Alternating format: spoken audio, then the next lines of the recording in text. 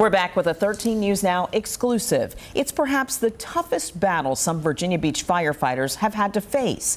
Several members are dealing with a cancer diagnosis, and they point to a common denominator. The Navy jet crash on Good Friday in 2012. 13 News Now anchor Janet Roach tells us they'll never know for sure if that incident caused their illnesses, but they are fighting for answers and the benefits they deserve.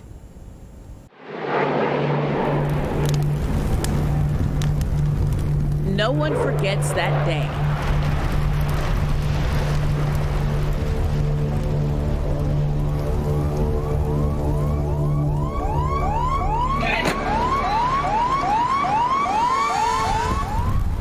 A Navy FA-18 jet falls from the sky, demolishing an apartment complex. The pilots safely eject. Fire and smoke fill the air. Not one injury on the ground. And when that happened in 2012 on Good Friday, everyone called it a miracle. Nobody perished, which is unbelievable.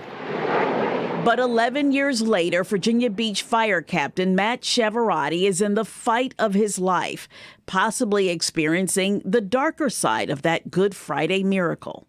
August 23rd, 2022 is when I found out that I had cancer, and it's anaplastic thyroid cancer. A rare, it's like 400 or 500 cases in the United States per year. Aggressive form of cancer. And it looked like it had spread to my lungs. Usually striking the elderly. Other spots. I ended up finding it days later in my brain. It's no secret firefighters are exposed to hazardous chemicals on the job.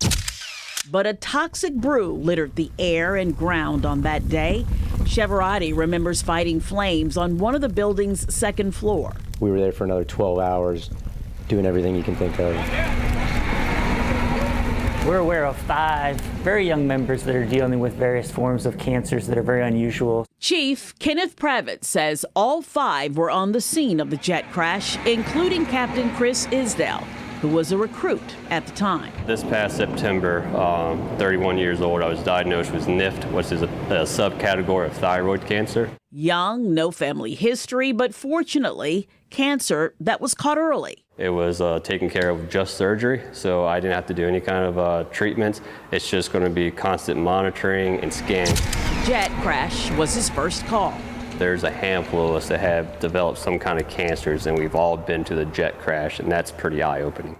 This is the aftermath. And International Association of Firefighters local president Max Gonano has become the department's ready reference on the jet crash and the hazardous agents it produced, corresponding with the military, scientists, and the Department of Defense. The Americium is implicated in increased thyroid cancers. 6 identified exposure hazards associated with the crash. Yes, the water's poisonous, including hexavalent chromium, highlighted in the movie Erin Brockovich, based on a true story about groundwater contamination. Then there was the airborne carbon fiber from PFAS foam the industry no longer uses. The amount of foam that was used there was ridiculous. It was more than I've ever seen. Those chemicals are called forever chemicals. Once they get in your body, your body doesn't break them down. The more information they have, the better they can accelerate their push to expand the list of presumptive cancers for workers' comp benefits. The Virginia Professional Firefighters, which is our state affiliate, has designated adding thyroid cancer, melanoma, bladder, and non-Hodgkin's lymphoma to the list of named cancers for presumptive benefits for Virginia firefighters. It means convincing state lawmakers to make it happen. We have a lot of friends in Richmond, and we're hoping that we can get this legislation accomplished, but we're not going to stop until we do. Is that something where you feel like you'll be able to step in and help them? Absolutely. A promise from Beach State Senator Bill DeSteph. It's directly related to their line of duty, and it should be covered. And none of the firefighters questions the department's commitment to safety. Protocol is strict, from how they contain their uniform after each fire. We'll doff all our gear, and after we doff it, we put it into a heavy-duty bag, so it's not constantly off-gassing while we're on scene. To a wipe down. And industrial-sized washing machines. To flush out lingering chemicals. And they are seeking additional funding for increased blood screenings. This would be a more comprehensive cancer screening. It would be a blood test that would identify 50 potential cancers.